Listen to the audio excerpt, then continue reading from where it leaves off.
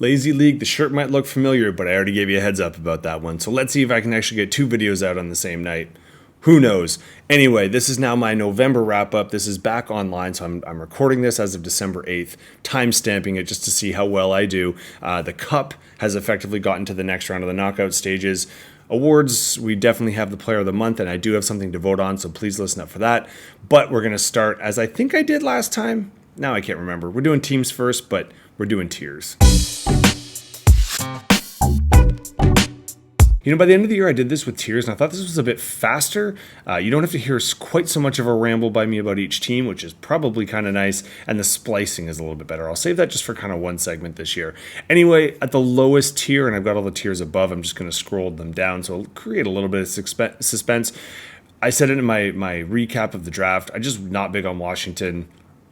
I'm not really seeing any reason to be. And what sucks about them is my next category up is the pooper for Cooper, the teams that might be starting to tank or think about tanking. And I don't think tanking now is actually possible. I think it's just we have too much to talk about in kind of like when you're digesting your sports. But they're not really super bummed when they lose because ultimately they wouldn't mind it. But remember, Washington doesn't have their first pick, so I don't really know how that's going to finish. Controversial on this one. I mean, the Raptors fans, but come on, wouldn't you rather just have Cooper Flagg probably or have a chance to do it? And Hornets, you might not think it, but you can just tell by the way they're turning it over to kind of the young guns and letting them run. So they're trying to be a little bit more fun, but ultimately they're just not really playing great winning basketball. Portland and Jazz, I think I mentioned them before. This category is not going to lie, I'd be a bit more worried. Now, I do have a category up top here that's called Trip coming out of the gate. Not only have they tripped, I actually don't know how much I think they're going to rebound. I think the Kings is probably the best case, and I was big on them at the beginning. They probably will come back a little bit more than I'm expecting. I just really think the West is tough. And, I mean, Portland's just been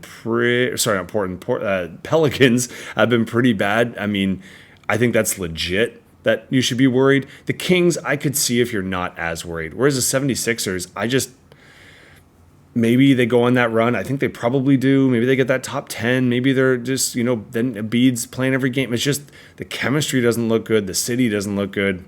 Blech. I'm not going to lie, I'd be a little worried.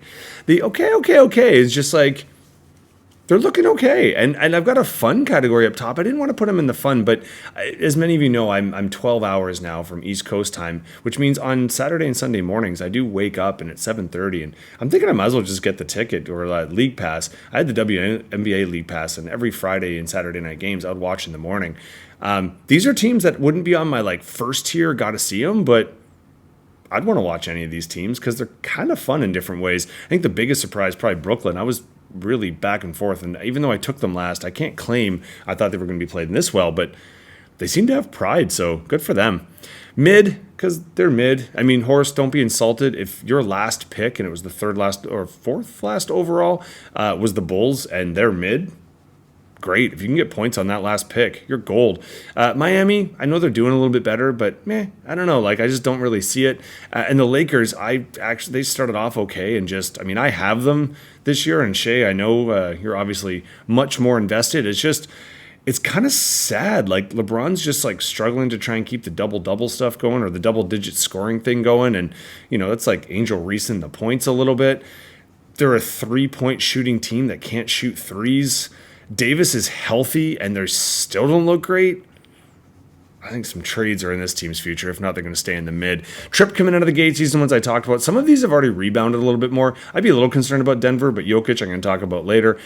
Indiana, I think we all kind of assumed maybe they were a little bit high from last year, but I didn't think they'd fall this far, and they just got to get their chemistry back. The Suns have started to rebound a little bit, as have the Bucks probably even more, and especially with them in the NBA Cup. They've started this last week or two to look much, much better. They just didn't start off great, and with the Suns, I'm not super worried because I actually have them early, but, you don't like to see that kind of start in the West. Minnesota's probably the other one where I thought about putting them down there, and they're not going to lie. It's just when they're good, they're fine. I don't like the Randall on that team, and I don't like their chemistry. I don't care what you say about either of these two. I don't even care if they don't stay up high. Both of them are doing quite well in the standings. I don't care if they drop. They're just really fun to watch, except I should have added a separate category for Orlando, but 3 hours before I started recording this, I just saw that Franz Wagner's, they say, out indefinitely. I don't think it means for the season or anything. It just means I don't know how long, but he's definitely out. With Paolo already out, come on, man. They were going to... I took them and didn't get Houston, but got these guys. And anyway, Shay, I'm pretty sure you took Houston. You got to be feeling pretty good about that call. I'm going to put these all here. So the contenders expected versus contenders pretenders. Now, you might think controversial with the Cavs. I know they started off like a house on fire, but they have cooled down a little bit. And I think realistically, I think they are going to be good, and they're probably more legitimate than the Knicks. In fact, I wish I had the Cavs over having the Knicks. But it's still enough holes in the game that I think they have to prove themselves a bit more. Clippers have just been shocked. I don't think they're going to stick around. Memphis could. They have the horses, and we know with Ja back, it's just they do have some holes kind of defensively.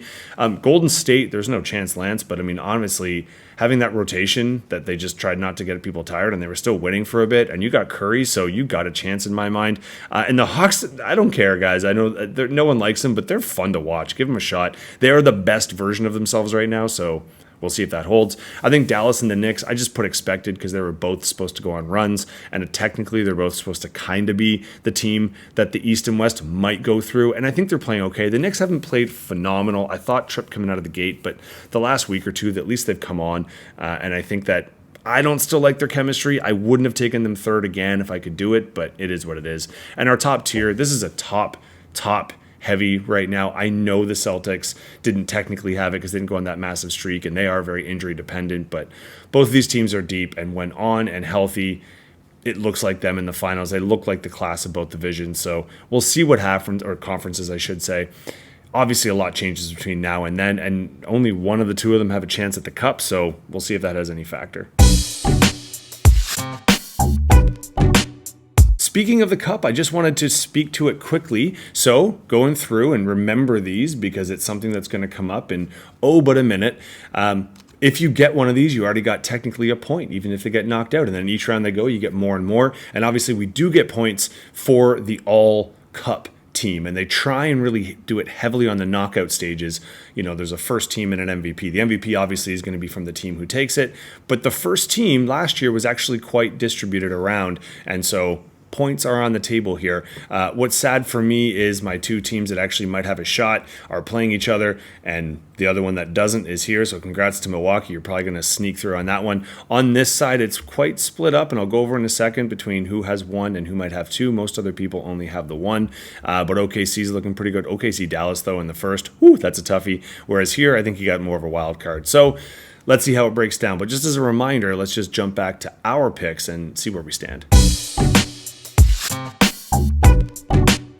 Touching base quick with our player picks. Now, here's something we actually have to talk about. So Tatum and SGA won the player of the month for November, but something they were doing that I did not realize is there's an offensive and a defensive this year. Now, normally I like more picks, and so I was thinking about putting it in. Now, no one had Daniels, but Wemby, obviously Horst, you get a point here.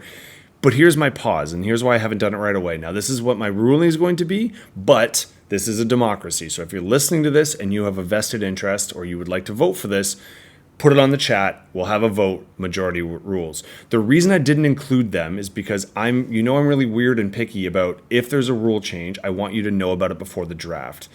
I didn't know that they were adding a defensive player of the month as well as an offensive player of the month. Had I known, I would have suggested it and probably said, let's do it. But since I didn't know that, and we didn't draft with that defensive player idea in mind, I haven't included them here. If you want to mention that, you want to change that, just let me know. We'll vote, etc. Now, just looking at our teams, Rennie, you got to be happy because not only did you get Tatum on the pick, but right now in the MVP odds, and you can look, NBA.com does it. They update them like every week or two. They've got like pre-rankings, etc. Right now, Joker, it's not even close. He's up in scoring and in rebounds, and second in scoring now to Giannis, but he's close. He's up on rebounds, and he's second in assists, and he's by far right now the MVP candidate. Second, they have Giannis, then Tatum, then SGA, then weirdly enough, Towns. So there you go. 6 through 10, you kind of go through a few, Mitchell's in there, Luka's in there, AD's in there. Actually, Franz Wagner got some votes, but now he's hurt, so And then Wemby was in the top 10. So NBA.com does update those, and you can look at each of the categories and whatnot. Although for awards, it's fishy at best. We do know, though, that right now the steals is Daniels, and no one has it. But we do have Trae Young, so Horst, you got to be happy with that, is currently a statistical leader, as is Wemby. I mentioned Giannis in points. So taking a look, it's always good to have those updates and try and see where your players are at. But as always, points are points. So congrats on the first two to Rennie and to Chainer. I did a lot on teams. I just wanted to remind you who you had here for a second. So like I said, Shai's looking good with the OKC and the Bucks. You have two, and they're in opposite picks for the Cup. Rennie, you're riding on a prayer with Houston. Weirdly enough, Boston and Cleveland come out of the gate so strong, and yet it's Houston is the one you're currently cheering for. And that horse, you got Golden State to cheer for. Chainer, you got the Mavs to cheer for. And I'm going to have at least one team in the next round, but that means I'm definitely out my other team. And then my hurt team is playing, so I'm not super positive about that, but hey, I'll take the points right now. Since this video is a twofer, let's try and keep this segment as small as we can because you're probably getting max capacity of my voice now anyway. I want to keep it pretty short because there's only really a couple things I have to say here. But number one, sometimes we're so obsessed with finding what's new and a different angle, and every once in a while it just hits us in the face. Joker's just probably the best player, and it's probably not that close. And every year we're like, yeah, but, and then this guy. And I mean, hey, I was big on SGA, and obviously I took Luka for a reason. Remember, we all passed on him, and he went all the way down the line to Rennie because you're like, of course he's not going to get it again. There's no way that he keeps. And then he comes out with possibly the best start of the season that he's ever had. Now, does this mean he's going to translate to the whole season? Obviously not. But man, if you actually get the chance to watch him, like, there are times when I start thinking like, you know, all the times I talk about Jordan, and I know I'm going to talk about LeBron, and even though I wasn't a huge fan of his all the time, I definitely caught some of his bigger games. Curry is going to be this person of legend, but the way that Jokic plays, I don't know if you always talk about how epic it is because it just is so consistent but good all the time that there's not as much flash or flair, so you don't know at the end what kind of story you're telling, but Rennie, I know you've seen him live, and I'm so envious because I gotta think, like, if you can get to see him, you might as well. Would it shock you if you retired at the end of the season to go and ride horses or just hang with horses? I actually, in my head, I can't see him riding a horse. I know he loves them. Does he do like shots with them? Would you be shocked? At this stage, he is at the point where if he literally had a 50-20-20, okay, would he retire next year or play another 10 years? Sure, he's in like that Tyson zone where like no matter what you hear online, you're probably going to believe it, but in a good way or in a weird way.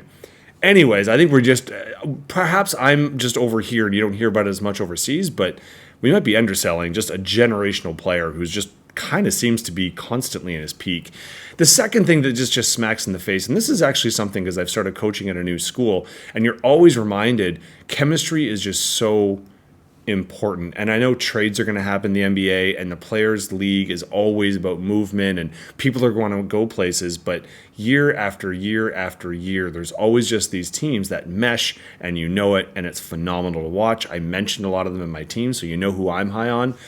And then part of the reason why I'm down on teams like the 76ers is you just watch them and you're like, I don't get if you actually like what you do for a living. And that's a shame because it's bouncing a ball.